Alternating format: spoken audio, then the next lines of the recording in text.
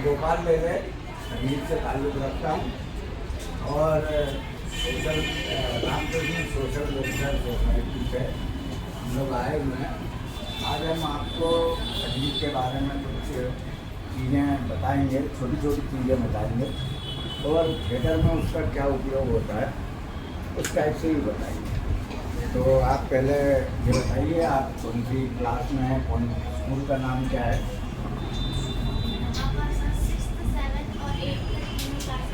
School का नाम बताइए जोर से। जोर से।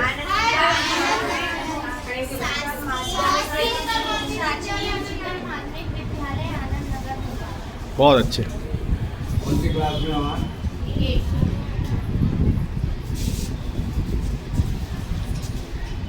तो सबसे पहले हम ये जानेंगे कि ये सा क्या होता है। थोड़ा सा संगीत का आपको मैं परिचय दूँ। ये इसमें सात सुर होते हैं।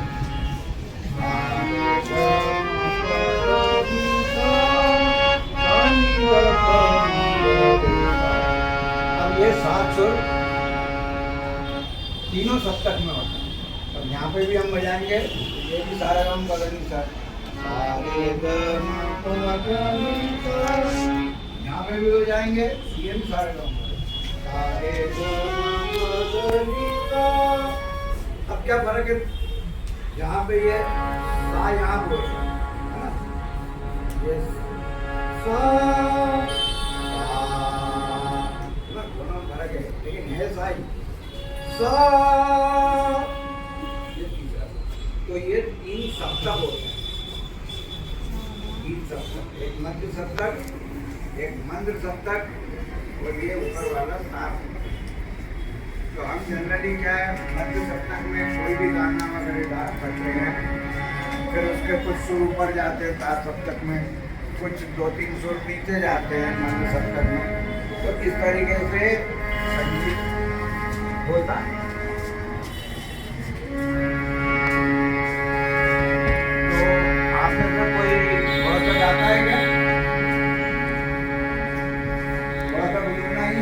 कोई है? चलो, वो आपकी प्रार्थना तो आती होगी ना सबको, हे शारदे माँ, आ गाइए।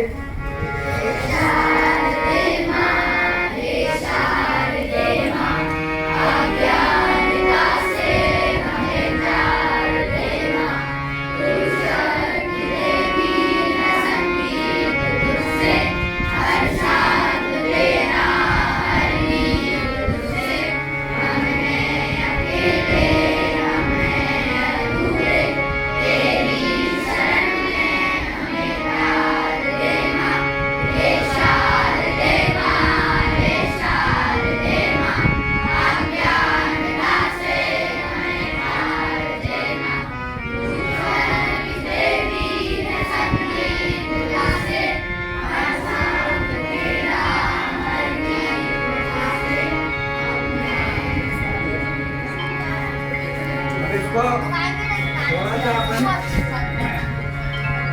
और चालू करें, मेरे बात दोहराओगे?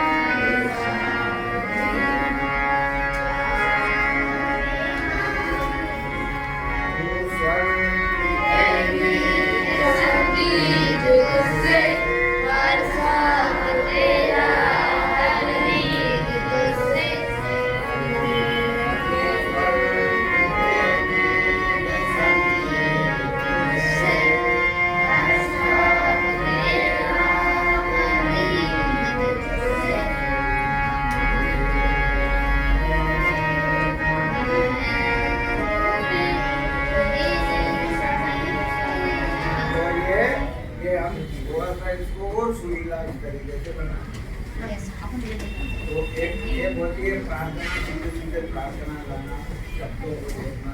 एक उसको उन्हीं शब्दों को स्वर में बांध के अपनी गाएंगे तो सुनने में और अच्छा लगेगा। ये है संगीत का काम।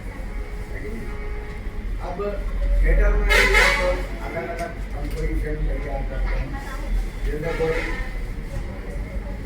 जीवन की कोई चीज वहाँ पे आती है तो उसके स्वर अलग रहते हैं, अलग तरीके से बोले जाते हैं, जोर जोर से बोले जाते हैं। अब यहाँ पे देखिए, एक जोर से बोलना होता है। जैसे अभी आप धीरे बोल रहे थे, सर ने बोला आपको थोड़ा सा लाउडली बोलिए, तो लाउडली में क्या होता है, स्वर तो यही रहेगा लेकिन आपको वॉल्यूम बढ़ाना पड़ेगा, है कि नहीं? और अगर किसी ने बोला कि नहीं इसको थोड़ा सा ऊंचा बोलो, ऊंचा बोलो मतलब क्या है, इस स्वर को ऊपर ले जाओ। जैसे हम अब वॉल्यूम तो वही है लेकिन सुर अलग हो। पहले यहाँ बोल रहे हैं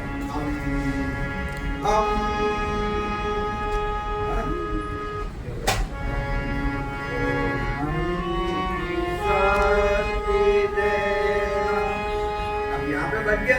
हम इसको बोलेंगे कि नहीं यार मजा नहीं आ रहा है, इसमें थोड़ी सी एनर्जी कम लग रही है, तो हम इसको इसी को ऊपर के स्केल में ले लेंगे। अब जो हम यहाँ बोल रहे थे अब हम बोलेंगे यहाँ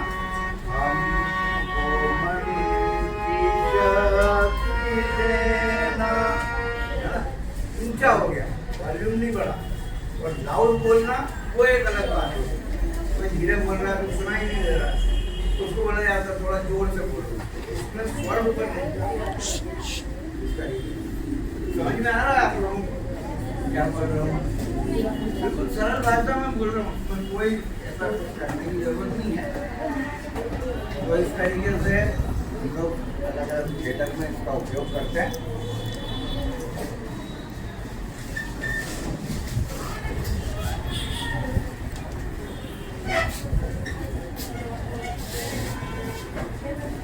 तो आप लोगों को समझ में आया है ना मेरा क्या कहना?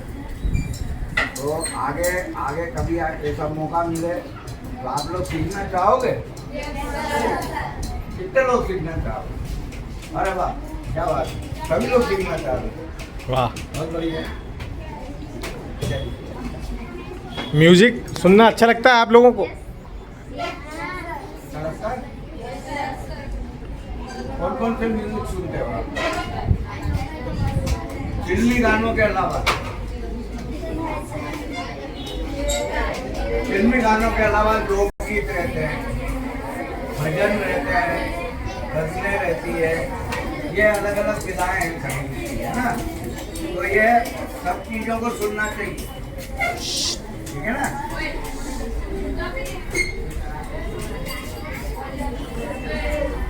तो इस तरीके से बैठ जाओ। और इस तरीके से हम लोग इस संगीत को अगर थिएटर में जब संगीत चलता है तो थोड़ा सा और उभार आ जाता है उसमें। एक्टिंग का सबका रहता ही है पर उसमें म्यूजिक और जुड़ जाए। जैसे फिल्म में एक्टिंग तो होती है, बीच में गाना आ जाए तो बहुत अच्छा लगता है, तो फिल्म में लो जाती है। कई फिल्म में तो गानों के कारण हिट हो जाती है। तो संगीत का इसलिए महत्व तो है और संगीत का हर जगह महत्व है। अब जैसे गांव में चले जाओ आप, उनका संगीत एक अलग ही चलता है जो लोकगीत कहलाता है। तो वो खाना पकाते समय, कोई काम करते समय जो महिलाएं गुनगुनाने करती थी वो चीज़ लोकगीत में आ गई, है ना? उनको किसी ने सिखाया नहीं, उनके अंदर से संगीत निकलता है, तो वो एक लोकगीत हो गया। इस तरीके से हर जगह की भाषाएं जब अलग अलग होती हैं तो उन भाषाओं में से संगीत निकलता है। प्राकृतिक संगीत भी होता है, लेकिन ऐसा हर जगह से संगीत होता है। सबके गले अपने आप में संगीत रहते, किसी का गला ऊंचा रहता है, ऊंची आवाज में बोलता है, कोई बहुत नीचे आवाज में बोलता है। तो वो जैसे मैंने आपको बताया था, कोई मंदिर दफ्तर में बोलता है, किसी का गला बहुत ऊंचा है, इसलिए वो नॉर्मली भी बोल रहे थे, ऐसा लगता है बहुत ऊंचा बोलता है ना। इस तरीके से ये सब कुछ अपन करते हैं।